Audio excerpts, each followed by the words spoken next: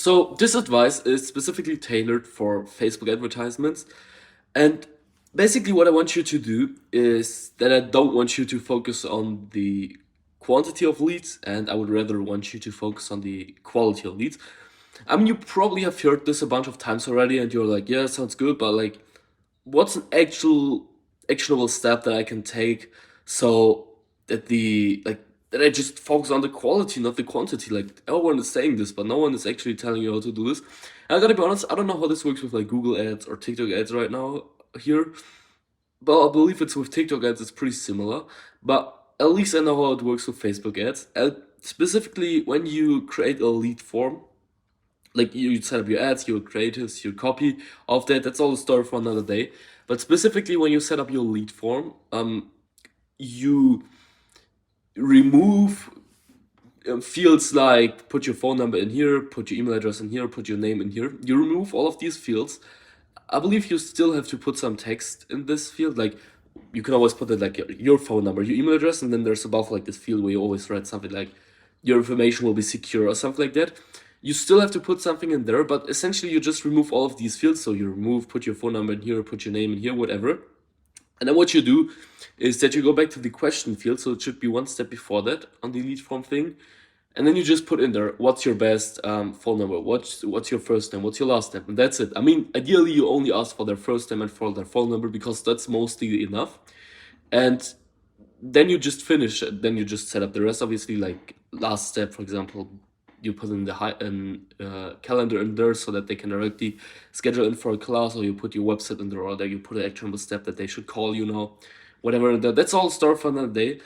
But what I want you to do is that I want you to not ask for their phone number or for their name with the pre-filled fields that Facebook gives you, and I want you to put these fields manually in there in the lead form.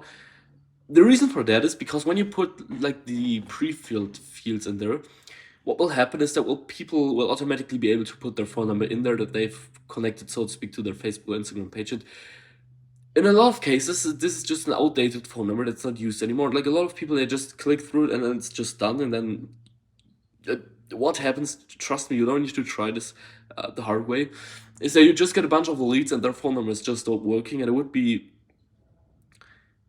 a little sad if they would have, like, if you would spend all of that money, test all of this stuff, and you just get a shitty quality of leads, so to speak.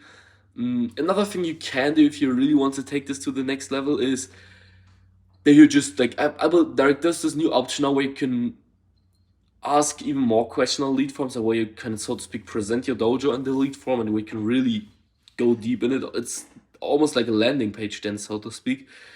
So you could put like more information about your school then to the lead from it, or ask them like more tailored question to really get up the quality of your leads. But what we've tested and what we found is if you just like remove the pre-filled questions and just add them yourself, that's usually enough to up the quality of leads. And like this, we never have problems with having the wrong phone number of people because they have to put it in manually. And like, why should they put the wrong phone number in there manually?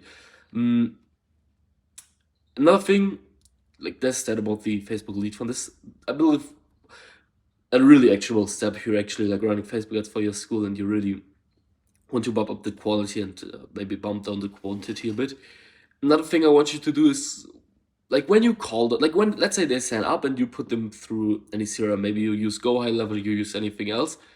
Personally, I would suggest you just use Go High Level because it's probably the best tool out there. And it's like there's so many videos about it on YouTube, not even on this channel alone, like just in general, that like it's easy to understand. It's gonna take you some time to set up, but you essentially just set it up once and then you have like a system you can use once someone becomes a lead, and how to actually nurture them and turn them into an assumed.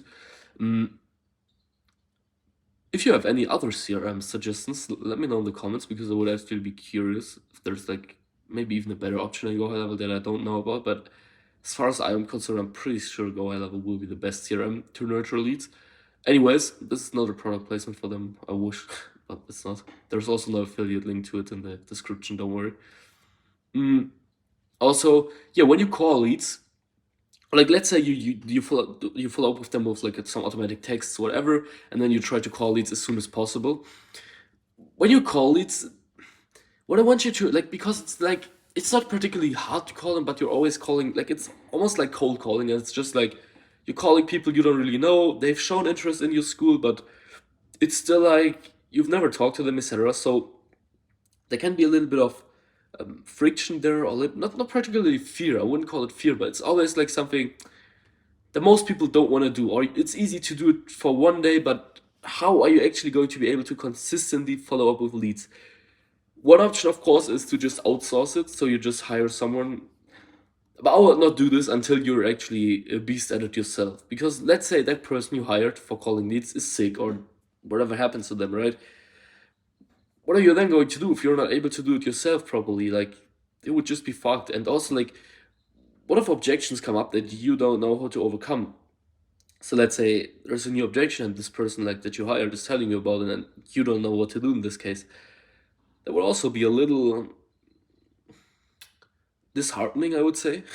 They would not be that good. So what I want you to do is for the beginning, at least for like the first couple of months, until not months, remove the time frame here until you're really good in it. And until like you know, alright, if I call 10 leads, at least 4 of them will show up at my school or whatever your rate here is. The higher the better, obviously.